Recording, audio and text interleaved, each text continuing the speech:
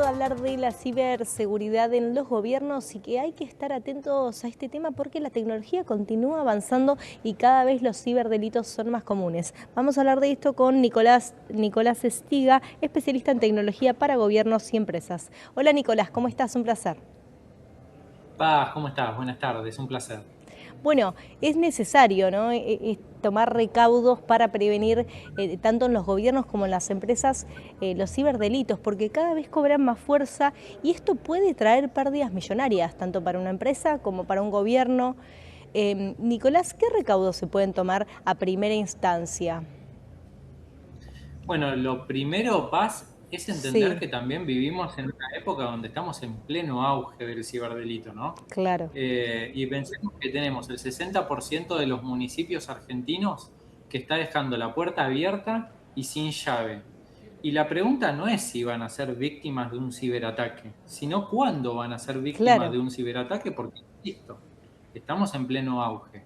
Y lo mismo pasa en las empresas también. Tal vez las compañías más grandes o las multinacionales tienen el tema un poquito más trabajado, pero cuando vos vas a una pyme, a una pequeña o mediana Sí, empresa, te das cuenta de que la ciberseguridad es, ¿viste ese gasto prescindible que no lo tenés en sí, cuenta? Hasta que totalmente. obviamente, ¿no? Y cuando te pasa algo, hay una realidad que es que puede ser devastador, porque tal vez la multinacional se recupera rápido si perdió cientos de millones en 5 minutos, pero una pyme puede perder todo, o sea, se pueden Claro. matar años de trabajo, años de esfuerzo por simplemente un ciberataque que tal vez se podría haber prevenido. Entonces, lo que siempre digo, Paz, el primer punto a tener en cuenta es entender que esto está pasando. Digo, nos guste o no nos guste, a mí no me gusta que esté pasando esto.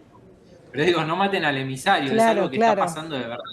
Sí, Vemos, viste, tomar instituciones. recaudos sin negar la realidad, ¿no? Claro, totalmente. Eso en primer lugar. Después, por supuesto, a lo que tenemos que apuntar siempre es a la prevención. Vos pensás, Paz, que los costos cuando recibís un ciberataque aumentaron exponencialmente, pero al mismo tiempo la buena noticia es que los costos de la prevención bajaron drásticamente. Entonces, desde capacitar al personal que trabaja en una empresa o que trabaja en un gobierno, hasta instalar un buen sistema anti-malware, un Claro. antivirus o sistemas de identificación de anomalías, que son sistemas que son realmente económicos, son muy accesibles para cualquier pyme. Ya de por sí con esas dos acciones estás trabajando en mitigar un montón de riesgos de ciberataque. Además, todos tenemos Son algún amigo, lo algún que, conocido que... Nicolás, lo que se brinda para las empresas como para el gobierno. Son servicios que protegen qué tipos de cuentas. Protegen los mails, protegen las cuentas bancarias, protegen todo. Es un sistema que se instala? Mira, tenés de todo porque tenés diferentes mecanismos de protección, ¿sí? Tenés, por Bien, un lado, sistemas de identificación de anomalías. ¿Qué es un sistema de identificación de anomalías? Algo que se instala en una computadora, en un teléfono celular, en todos los sí, dispositivos que se utilicen en una empresa o en una organización e identifican, como bien lo dice su nombre, anomalías. ¿Qué es una anomalía? Por ejemplo, si una computadora es víctima de un ataque y se empiezan a encriptar archivos, determinada cantidad de archivos en una determinada cantidad de segundos que un ser humano no lo está haciendo claramente, automáticamente desconectan al equipo de la red. claro, Entonces, se infectó esa computadora, pero la infección no pasó al resto de la red. Y si es un caso muy grave, directamente se fuerza el apagado del dispositivo. O sea, el dispositivo estaba encendido y se apaga claro. directamente. Eso es un sistema de identificación de anomalías que también identifica, por ejemplo, que es una gran puerta de entrada a los Sí, ciberataques, cuando en una organización hay computadoras o dispositivos que tienen software desactualizado. Entonces, tal vez es un reproductor de video que alguna vez instaló alguien y que en su momento estaba bien, pero que ahora está desactualizado, que se le conocen brechas de seguridad claro. y son brechas de seguridad por las cuales un ciberatacante puede ingresar, o mejor dicho, va a ingresar en algún momento, porque no hay razón para que no lo haga, ¿no? Y no es que está buscando el ciberataque a a esa organización o a esa empresa en particular. Los ciberatacantes buscan todo, salvo que haya una razón política de por Claro, medio, buscan todo, disparan para todos lados, Paz, y claro. donde encuentran un hueco, se meten. También hay un problema, Nicolás, con esto que planteás de actualizar los dispositivos constantemente para mostrar mejorías en las distintas herramientas que brinda. ¿Qué pasa cuando actualizamos los sistemas que te exige también tener cierta capacidad? Muchas veces desde los usuarios, mismo personal, que sucede cuando actualizamos el sistema, comienza a andar más lenta la computadora. Entonces también pasa algo que el usuario se limita a actualizar el dispositivo constantemente. Sí.